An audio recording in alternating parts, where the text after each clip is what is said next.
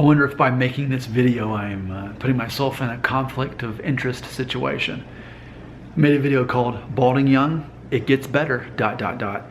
Our friend Vind Prekamarek had this to say, quote, "Hello, please tell me, did any of so-called natural home medicines like onion, coconut oil, help you from going bald? Should I wash my hair with onion each third day for a whole year? Or should I just switch to Rogaine? I bought a bottle a few days ago. It was not cheap. It cost me 48 euro. I tried it out and I have headaches after that. So I thought about the natural way and found your channel," end quote. So thank you so much for finding me and reaching out to me. I'm going to give you my personal opinion on this. As you may or may not know, for 11 and a half months now, I've been using rosemary oil on my hair. Not because personally I'm trying to save my hair, but because I want to prove either way it works. And you can kind of see why I'm motivated to make a video to respond to this, because I have skepticism about using natural methods to try to save hair. It might work, it might not. But the problem with these natural methods is this: people who endorse them typically are selling something, aren't they? They want to sell you their brand of essential oils or whatever it is, right? And at the end of this video, there's not going to be a thing that comes up at the end and says, "And don't forget to click here to get Nick Shell's best essential oils to save your hair." That's not going to happen, right? Because I'm not here to sell oil or sell some kind of thing to save hair. So it becomes difficult to know who to trust. You know, what you go online and you try to figure out, well, is this stuff real or is this something someone's just saying to sell me something? That's why for 11 and a half months I've been trying this rosemary and argan oil out myself to test it out. And my responsibility, I think, is not to say whether or not it works. I think that's your responsibility as my viewers to go back a year ago and see if you can tell a difference. Many of you said it looks the same. Many of you say it definitely looks better, and then some say you can actually see where I've actually lost a little bit more hair since then. But I love the fact that I can create this whole library of those videos to help determine that. So my response to natural cures for hair loss is that I'm currently still investigating them, but obviously if you took Rogaine and it's giving you headaches, then that doesn't sound like a good thing. I don't want that going into your brain and frying your brain or something over that. So I have much skepticism. As far as the onion thing, you know, it's funny because during Thanksgiving, I was joking with my sister and my mom. They used to have this remedy that was supposed to be based on like Native American folklore or whatever, that you put onions in your socks and then you sleep at night and then it makes you not sick anymore. It like takes the sickness out into your onion socks.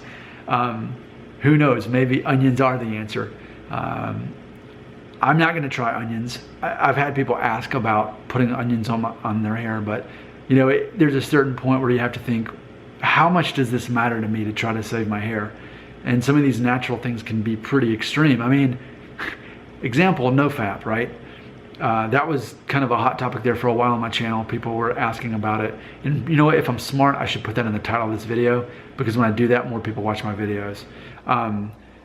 You know, that sounds extreme. I don't see how that's ultimately, like NoFap would ultimately keep you from losing your hair. I think if it's in your DNA, it's ultimately going to happen anyway.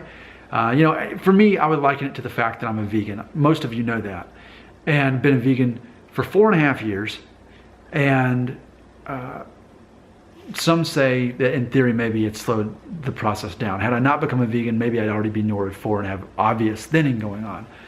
Maybe, I don't know. But if anything, I think, you know, if you became a vegan and if a person smokes and then stops smoking and then they start exercising, they find a way to have less stress in life. I think all of these things in theory could ultimately slow down the inevitable that you're going to be bald and bearded. But I don't think in the end it's going to really save you from losing your hair. I think it might just slow things down. So when people ask me about natural cures for hair loss, I say, you know what, I'm trying it out just to prove that it does or does not work. But really, like I said, you're my subscribers, you're my viewers, you're here to tell me whether or not it works. I don't want to be biased. I don't want to look in the mirror and think, oh, it did work or it didn't work. I don't want my own perspective. I want what everyone else sees on their end. So that would be my response.